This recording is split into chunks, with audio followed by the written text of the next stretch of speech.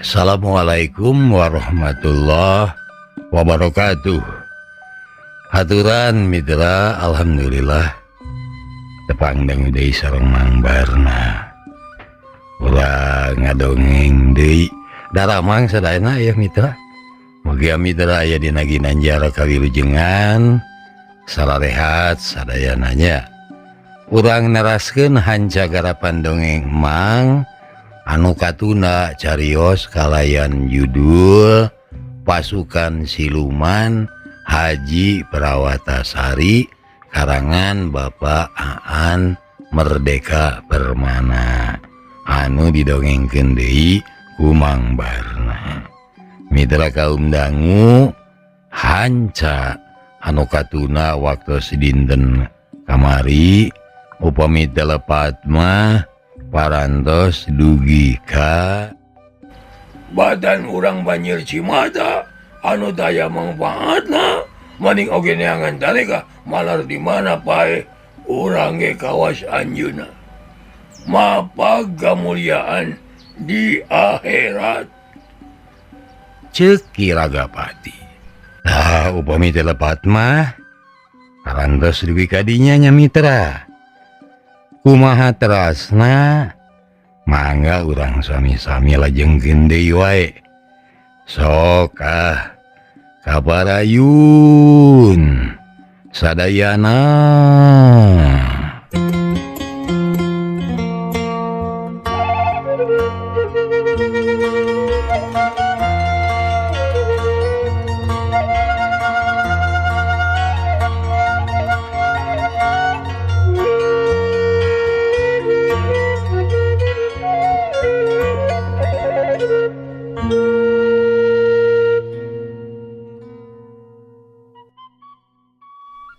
Mitra kaum dangu sanaya ungek-ungekan. Tapi ari hate leutik mah anger masih kene ngingu kapanasaran. Siga-siga anu can sugema ku jawaban kaminya. Leres pisan Giraga. Sababananya kami mah anger teu dijawab. Pan tadi kami teh tumanya. Nanya Kanjeng Haji parantos gugur. Ceuk sanaya. Di asongan pananya anu tadi kene Ki Ragapati sakali deui ukur ngajawab ku seuri. Nya aduh urang buktikeun we isuk bagedo. Walon Ki Ragapati teh. Mitra kusabab siga aya anu disumbutkeun atuh akhirna sanaya mah ukur ungek jeung henteu terus-terusan tumanya deui. Isukna rombongan teh geus iang deui. Ti Cikemang teh ayeuna mah mengkol. Rada ngatuhu nyaeta katebeh kaleretan. Tujuanana tayalian iwati pamoyanan atawa kota Cianjur mun ceuk jaman ayeuna mah. Saenggeus lalampahan kira tinggal satengah poe deui. Reg Ki Ragapati teh ngajak eureun. Batur jenuk bararea. Kami tiluan nganterkeun teh ukur semet dieu. Naon sababna ukur semet dieu? Dang teu sararea geus abal meureun. Yen lamun bareng jeung kami, aranjeun bakal kabawa bahaya. Tapi kami ngajamin keamanan anjeun sararea moal diguna siga. Eta mah dijamin. Ceuk Ki Ragapati. Rahayat anu keur ngungsi teh siga anu geus urti kana maksud omongan Ki Ragapati. Da buktina saurang oge tayana teu ungek tanda satuju. Atuh adi geus mere pangwadi deui mah Ki Ragapati teh nita rombongan mimiti iang ninggalkeun eta tempat. Bral alinit didoakeun sing salamet di perjalanan jeung sing manggihan kahirupan anu jauh tina karudet di pangumaran. Ceuk Ki Ragapati. Bari aya di antara anu Remai Cimata ku sabab sedih atau beral bae rombongan teh arinit muru pamoyanan. Ku Kiragapati teh dituturkeun we ku paneutupna satungtung eta rombongan tacan leungit dina tikungan mah. Ari sanggeus rombongan leungit, Sumaji nyamperkeun ka Kiragapati. "Aya naon Sumaji? Sia-sia nu boga pamaksudan?" "Pangapunten Ki Guru.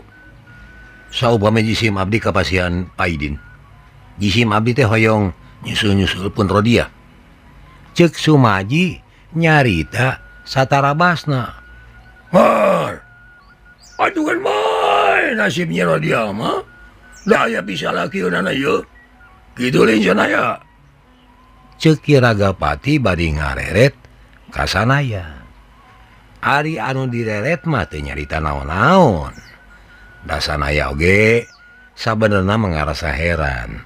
Nah, Sumaji make hayang nyusul-nyusul Nyi Rodia sagala rupa. Ceuk Sumaji, leres eta mah jisim abdi oge terang.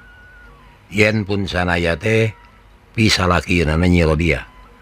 Namun kapan sasaha oge uninga, wirehna pun Rodia teh nafsuna sakitu nuju ngagugudagna ka pun sanaya. Bawi raos asa kirang sae. Saupami Nyi Rodia kedah disusul-susul ku pun sanaya mah. Ceuk Sumaji boga alasan. Nyi Rodia teh cenah keur memujihna tugenah ku sanaya. Jadi lamun sanaya anu ngalalemuna batan hasil mah ngadon namahan ririweuh. Kebalagi kitu jisim abdi parjaogi ngalalemu anjeunna. Salami ieu jisim abdi duaan teh irid-iridan bae ka ditu ka dieu. Janten sakedigna oge jisim abdi parantos apal kana pasipatan Nyi Rodia. Ceuk Sumaji. Ngadenge alasan Sumaji kitu, Kiragapati mah ukur bisa neuteup ka sanaya. Ari eta mah kumaha sanaya we. Cigan ngidinan teu ka si Sumaji pikeun ngalalemu Nyi Rodia. Ceuk Kiragapati. Ditanya kitu sanaya teh ngahuleng heula sajongjongan. Nya syukur we make aya anu haat ngalalemu Nyi Rodia mah. Ngan kira-kirana bisa teu da samemeh mantuan teh meureun kudu apal heula perkarana. Ceuk sanaya. Tapi munguh pikaheraneun keur sanaya. Sabab Sumaji teh ungeuk minangka ngajawab yen manehna geus apal kana perkara anu keur disanghareupan ku sanaya. Bari henteu ngadaguana sanaya satuju jeung henteuna, Sumaji mah langsung bae amitan ka Kiragapati. Atuh ningali kitu teh sanaya mah ukur ngalange we. Sugan we ieu teh hiji tangara euy. Yen si Sumaji geus bisa ngarasa yen sia teu boga dosa sanaya. Ceuk Kiragapati bari ningali Sumaji nu ngaleos. Eta pisan anu ku kami dipiarep mah. Temal sanaya tapi ari hate-hatena mah ngarasa tugenah. Ceuk hatena asa babari teuing. Sumaji babalik pikir teh. Tina anu ceceubna kabina-bina ka manehna, ayeuna make daek gumela. Padahal aing teh acan bisa mawa bukti yen aing teu boga salah. Ceuk hate sanaya. "Hayu sanaya, urang iang kapakuan euy." Ceuk Kiragapati ngagebah anu keur ngalamun. "Kapakuan? Arek naon kapakuan?" Ceuk sanaya rada heran, tapi oge ngahudang paninengan. Kumaha teu rek nineng pakuan teh wewengkon leuweung Pajajaran. Cenah sageus sakitu welas taun kaliwat pilemuran disabudeureun leuweung Pajajaran teh beuki dieu beki gegek ku pangsina sawatara jalma anu ngarasan nineng karena kajayaan kerajaan Pajajaran nyebut eta lalawak teh pakuan bae sabab baheulana kaereh kana wewengkon dayeuh pakuan Pajajaran tapi ari sakaol deui mah geus aya nu nyebut Bogor. Kapan kawas cek catatan sejarah saenggeus kitanu jiwa atawa kimastanu dipercaya ku kumpeni pikeun ngamakarkeun wewengkon urut kakawasaan pakuan Pajajaran di eta tempat teh jelug-jelug ti lemuran anu beuki lila beuki gegek bae eta ti lemuran diadegeun ku yasana kitanu jiwa teh nyaeta Bantar Jatigirang, Cimahpar, Sempur, Baranang Siang, Parung Banteng, Parung Angsana, Parakan Panjang, Parung Kujang, jeung Panaragan. Kusabab geus jadi lemur-lemur anu gegek atuh statusna teh robah jadi Padaleman atawa kabupatian mun ceuk istilah ayeuna mah. Malah kapan anu jadi dalam munggaran oge tayalian iwati kita nu jiwa pisan. Ari ayeuna saenggeus kita nu jiwa dicangkalak jeung dihukum buang salila 50 tahun ke Afrika Kidul kusabab dituding geus saengko jeung Kanjeng Haji Prawatasari anu jadi dalam di Bogor teh nyaeta Ki Mertakara. Arek dibawa ka pakuan ku Ki Ragapati teh puguh we bawa ka panasaran keur sanaya mah nu matak alatan teu kawawa ku rasa panasaran sanaya teh kolu tumanya kesan teh kitu. Loba diurusan mah di pakuan deh ngan sagalana pinuh bahaya kumaha sia sanggup hanya sanggup sabab datang ka ditu teh moal arek ngadeudeut bahaya ceuk sanaya ngadenge jawaban sanaya sarupa kitu Ki Ragapati mah ukur mesem moal rek ngadeudeut bahaya sabab Ki Ragapati sorangan nu nyaram-nyaram kami atawa sahabat sangkan ulah nyiar-nyiar piributeun jeung kumpeni kitu Lin.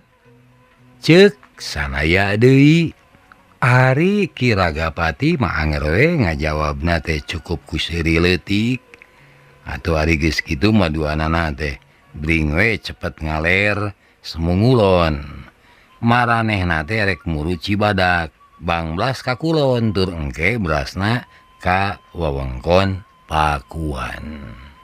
Mitra kaum dangu urang teuneun heula lalampahan sanaya jeung Ki Ragapati anu arek muru pakuan. Urang pindah ngabandungan lalampahan Nyi Rodiah. Nyi Rodiah ayeuna geus salin deui. Ngagunakeun pakaian lalaki pula sideung-hideung nyaeta pakaian anu zaman harita mah biasa diparake ku para jawara.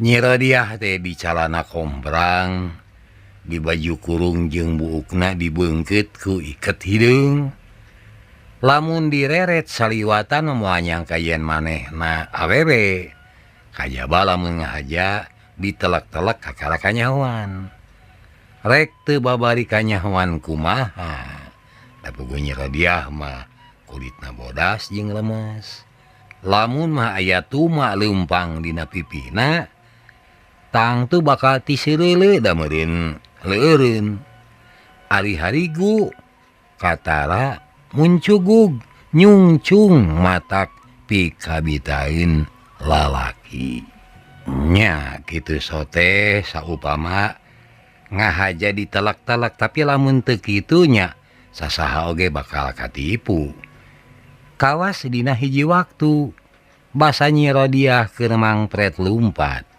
di palebah jalan anu nikung mipir-mipir pasir ku ngadadak pisan ngan geduk bae tubrukan jeung batur anu keur pada lumpat tarik deui geduk gebruk anu lumpat tarik teh ngagebruk ku sabab labuh manehna amekeun ka cida saeunggeus nangtung teu anta parah ngan sabrut bae narajang ka Nyi Rodiah bari amek ngagugudag ari Nyi Rodiah deui keur mah sajajalan teh hatena pinuh ku amarah dumeh tas bandrok jeung sanaya diajak ijen ku jalma anyar pinangih teh langsung we diladenan mitra si lalaki nepi ka ngajongkeng atuh waktu diladenan ku Nyi Rodiah ngajongkeng ngabebengkang sabab tarangna ditotog ku peureuk buleud bogana Nyi Rodiah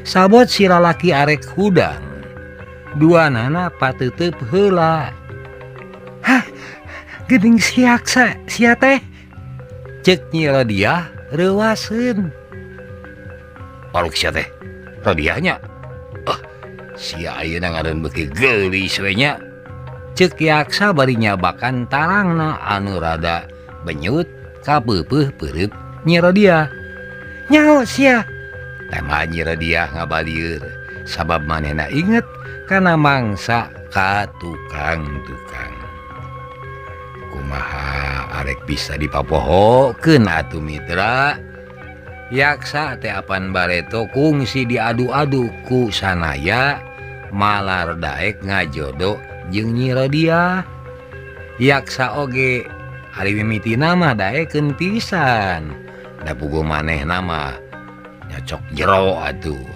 sasat kaedanan ku Nyi Rodiah teh ngan saenggeus kahormatan Nyi Rodiah diruksak ku jalma anu ngaranna Ki Jurangrong yaksa teh jadi mundur embung direremokeun leuwihna ti kitu yaksa jadi ngahina bebeakan keur mah indung yaksa teu satuju tibeh dituna keneh atuh yaksa teh beuki boga alesan pikeun ngajauhan Nyi Rodiah basa Nyi Rodiah dititipkeun di imah indungna yaksa Nyi Rodiah teh apan disiksa bebeakan nya mitra semun ku indungna yaksa Nyi Rodiah ngajarek diparabkeun ka bujangna sangkan digadabah kahormatanana pas jeung kadatangan sanaya ka eta imah sapangeussi imah palastra kabeh sacara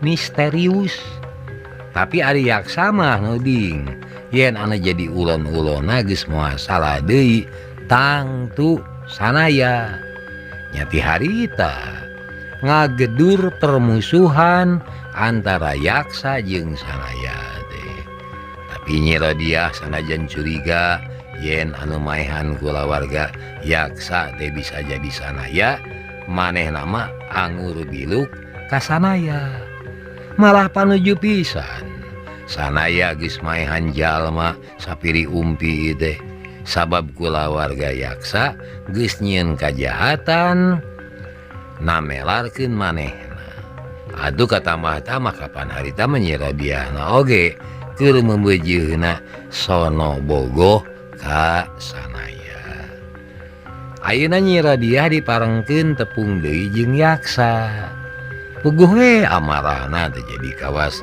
seuneu anu di banyuran minyak tanah basa yaksa muji-muji kagulisanana teh Nyi Rodiah mah lain atoh tapi ngadon beuki keheul kusabab kitu Nyi Rodiah teh ngan belesat bae ngajleng kitu nate bari ngalapungan yaksa diserang ku sapasang suku anu pilih genti nyepak jeung nalapung atuh puguh we yaksa teh ripuheun pisan ripuh teh kusabab samemehna manehna teu nyangka yen Nyi Rodiah ayeuna lain Nyi Rodiah anu baheula mah kapan ieu awewe teh nya centil nya ogoan kabisana ukur ngakrenghik menta diogo ku sanaya tapi nah atuh ari ayeuna meni sakitu lingasna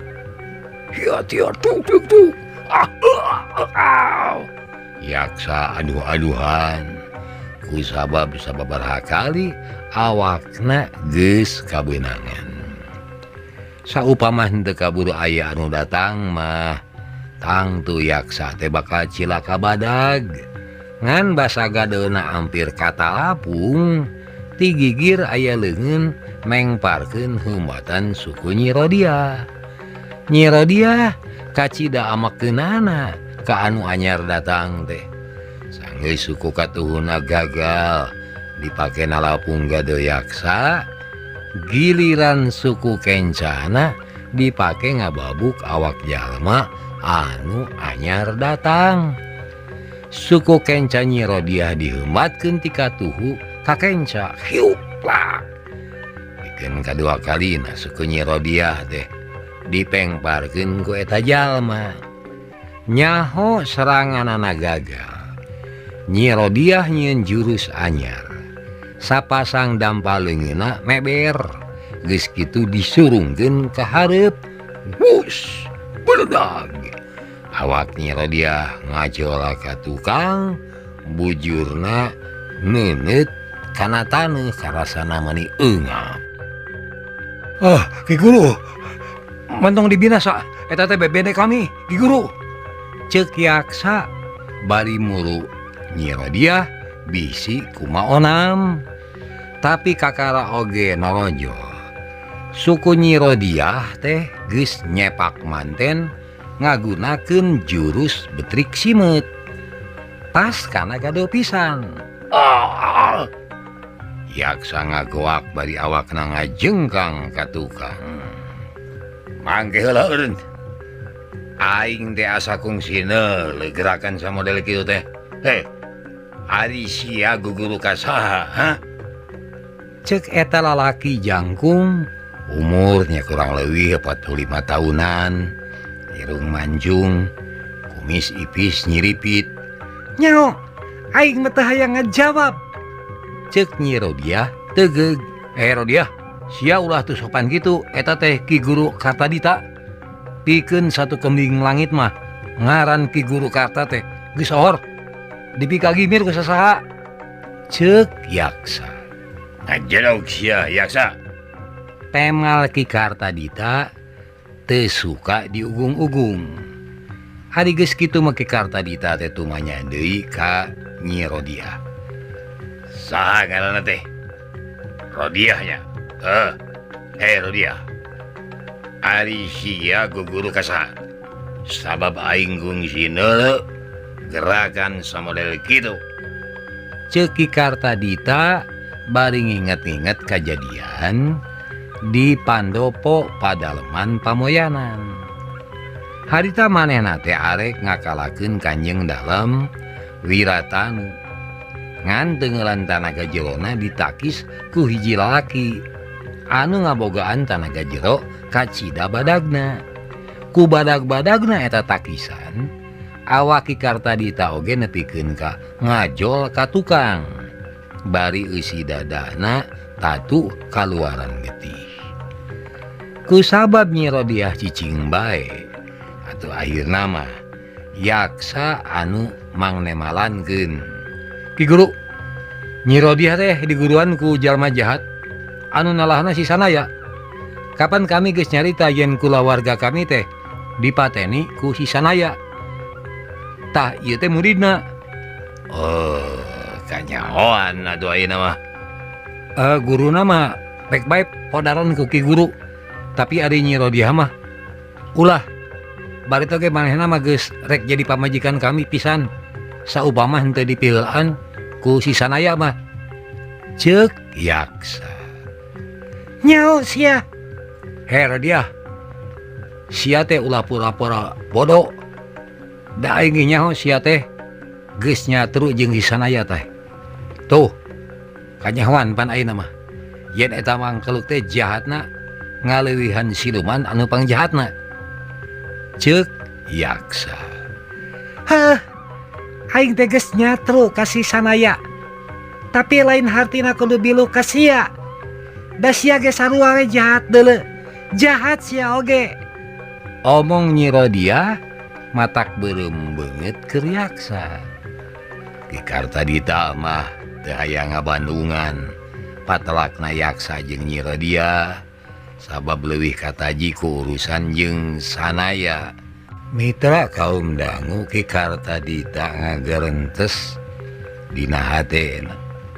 Aing teh cenah teu oleh panasaran. Baheula ku sagaparakan dielehkeun ku eta jalma. Upama seuk ieu budak awewe ku aing dicangkalak, tangtu bakal ngundang si sanaya datang ka hareupeun aing. Cek gerentes hatena Ki Kartadita. Saenggeus mikir kitu ngan kolebat bae, Ki Kartadita teh ngolebat ka hareupeun Nyi Rodia. Pratak. Ukur sageprakan awak Nyi Rodia geus ngaloso teu bisa hudang deui. Ki Guru, montong dipaehan Nyi Rodia, montong. Ceuk Yaksa sabab nyangka Ki Kartadita telenges ka Nyi Rodia. Jedog sia. Ceuk Ki Kartadita bari nyurungkeun awak Yaksa nepikeun ka ngageblag ka tukang. Ari geus kitu mangan regeyeng bae awak Nyi Rodia teh dipangku di bawah init. Yaksa lulumpatan nuturkeun ti tukang, manehna bunga. Tetela geuning Nyi Rodia teh saukur arek dicangkalak wungkul. Mitra geus milikna Yaksa meureun. Saenggeus manehna hirup kadungsang-dungsang alatan kulawargana palastra kabeh, bareto Yaksa teh dipulung ku Ki Maskara tur dianggap murid. Ari Ki Maskara narima Yaksa teh ku sabab Yaksa bebeja urang Bantar Jatigirang. Angot basanya hoyen Ki Maskara teh mitohana Nyi Sunia. Atuh Yaksa geuat bebeja, yen manehna oge ampir-ampiran jadi salaki Nyi Rodia. Sasat injuna Ki Maskara. Kapan Ki Maskara teh bapana Sunjaya, nyaeta salaki Nyi Sunia atawa bapana Nyi Rodia. Ku sabab kitu atuh Ki Maskara teh kacida nyaheunana ka Yaksa teh. Nepikeun ka dina hiji waktu mah kasang tukang Yaksa kaboker di poncolot gunung goyang. Saenggeus maranehna patepung jeung sanaya. Yaksa anu tadina menta dibantuan ku Ki Maskara sangkan maehan sanaya anu dianggapna geus mateni kulawargana, malah manehna teh jadi diusir sapajodogan saenggeus ku sanaya dibejakeun. Yen Yaksa teh anakna tua kampung Bantar Jatigirang anu hianat ka bangsa. Tinanya Ki Maskara teh jadi keheul. Manehna mapan salila eta teh bajuang ngalawan kumpeni jeung ngarasa geuleuh ka bangsa sorangan anu sok biluk ka musuh. Ayeuna saenggeus lila kadungsang-dungsang, Yaksa teh geus boga milik deui diangkat murid ku Ki Kartadita. Teuing kumaha mimitina bisa kitu padahal kapan sabenerna mah Ki Kartadita oge mangrupa jalma anu ijid ka kumpeni jeung ka bangsa sorangan anu geus kumaula ka musuh. Tetela Nyi Rodia teh dibawa ka jero guha kapur di wewengkon Cibadak. Basa manehna eling deui kacida hariwangeunana ari dibawa asup ka guha teh. Manehna jadi inget deui kana kajadian sawatara tahun ka tukang kapan harita oge ku Ki Jurangrong teh. Manehna dibawa ka jero guha. Di jero guha dirina dicacampah kahormatanana salaku awewe digunasika ku Ki Jurangrong. Ayeuna manehna geus dibawa deui ka jero guha ku jalma anu nalahana lalaki mata sanggeus ngajudi goreng mah teu antaparah manehna ngarebut bedog anu ngagoler didinya. Sanggeus bedog dipesat geuwat diheumatkeun kana beheungna. Tapi samemeh eta bedog antal kana kulit beheungna. Si bedog teh ngacleng sabab ditengor ku Ki Kartadita. Gagal maksudna rek maehan maneh ku bedog. Nyi Radia geuwat cengkat bari terus arek nubrukeun sirahna kana batu kapur. Ngan samemeh niatna laksana Ki Kartadita oge geus luncat.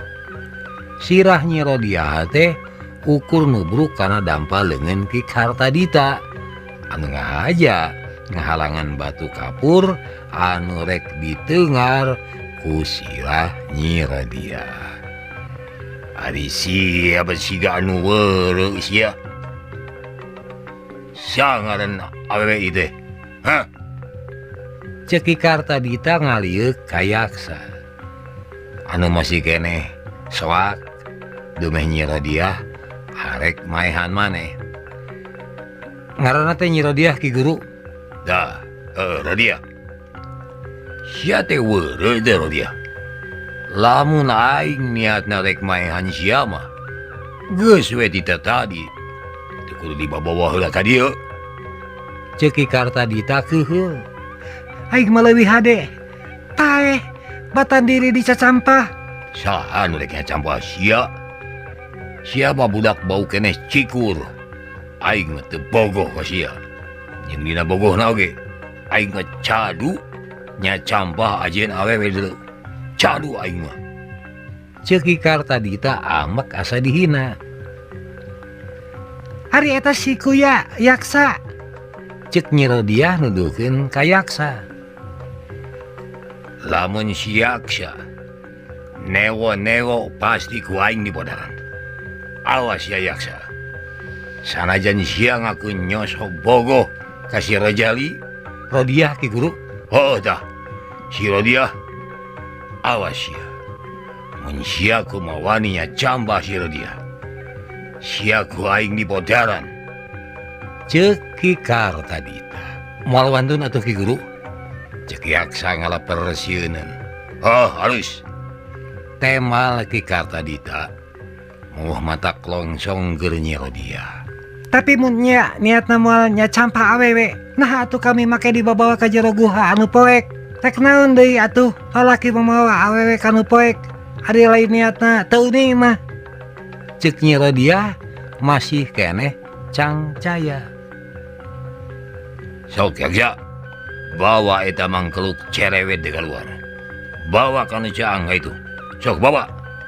Ceuk Ki Kartadita keuheul alatan keukeuh dicuriga bae.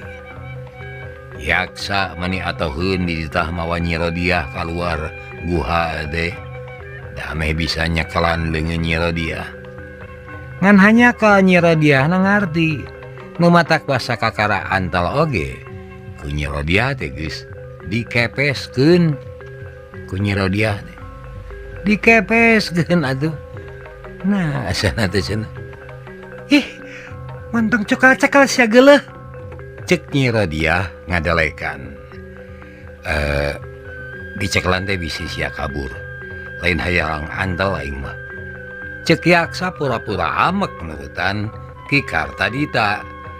Aing mah moal bisa kabur. Da guru sia sakitu licikna geuning. Is eta licik naon si aing? Ceuk Ki Kartadita tuh genah dituding licik. Geuning tadi ka aing ngabongohan.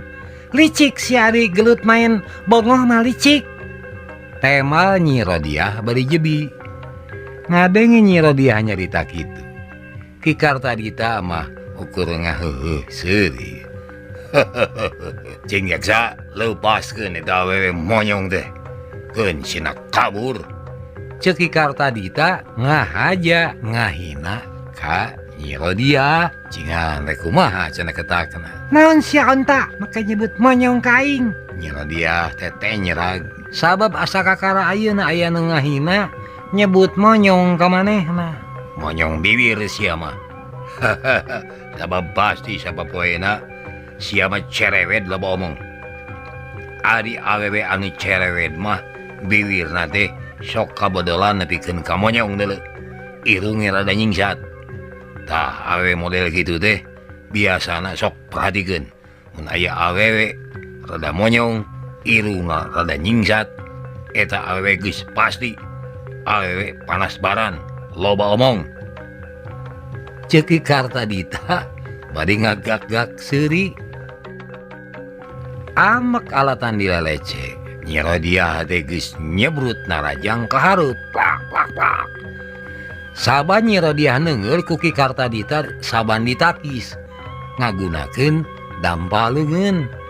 Bosen tenggelanana ditakis bae, Nyi Rodia metakeun sukuna kencak katuhu dihumbatkeun dipakena lapung beungeut Ki Kartadita. Tapi serangan ieu ge mane babari pisan ditakisanana teh.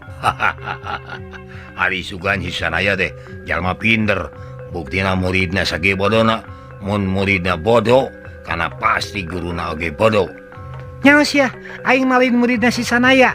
Si Sanaya mah musuh gerot aing deuleu, ceuk Nyi Rodia keheul. Aneh, ngewa ka guru tapi jurusna dipake wae.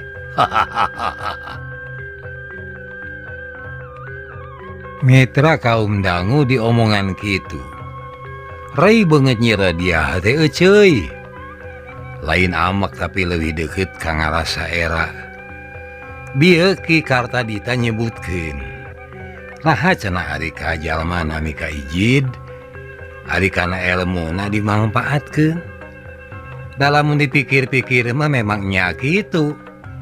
Nyi Rodia teh ayeuna jadi hiji wanoja anu berceka. Boga pangabisa dina ijen, eta teh sagalana alatan tarekah Sanaya. Anu ngahaja ngamuridkeun. Ayeuna Nyi Rodia ijid bebeakan alatan katohyan yen si Amang anu tadina pang dipika cintana teh tetela si Sanaya anu dianggapna jalma jahat teh.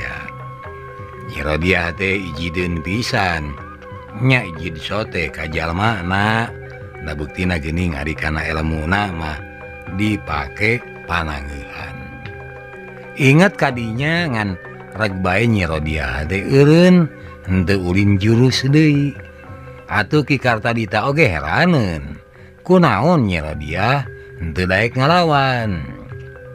Nah sia baturun, kapan aingna oge acan ere ku sia teh Rodia?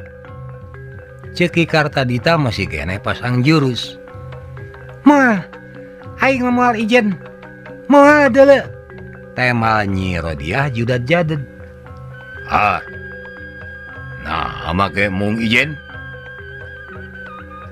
Sia nya ku aing. Sia mah ku meok memeh dipacok. Lain sieun. Lain sieun sia, tapi aing mah moal make jurus-jurus si Sanaya. Kapan ceuk sia ge bieu? Ari ka jalmana ngewa, ari kana bandana ditarima. Nu matak ku aing jurusna moal dipake deuleu. Moal. Ceuk Nyi Rodia teteh nyerag bakating ku keheul. Ha, lamun sia moal ngagunakeun jurus si Sanaya, jadi rek ngagunakeun jurus nanahaun adu ayeuna. Ceuk Ki Kartadita anger masih kene pasang jurus siga anu nya nangtang-nangtang Nyi Rodia supaya daek ijen jeung manehna. Nya geus we moal ngalawan, da aingna oge teu boga jurus deui. Tema Nyi Rodia bari arek ngaleos ini. Hei, rek ka mana sia? Ceuk Ki Kartadita bari ngajeng ngahalangan Nyi Rodia.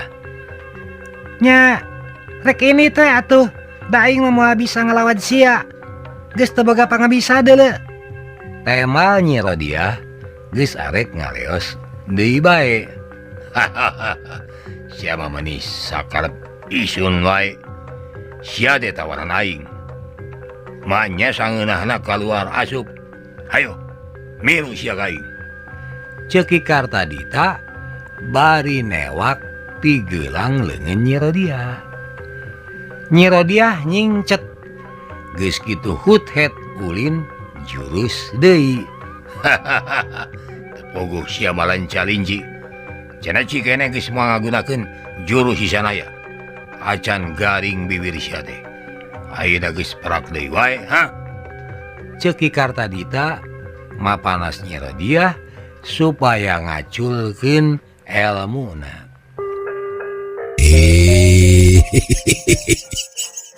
Cager para mitra hanya kal kabujeng nengnong hatur nuhun kana perhatosanana insyaallah enjing tepang dangu deui billahi taufik wal hidayah. Assalamualaikum warahmatullahi wabarakatuh. Ciao.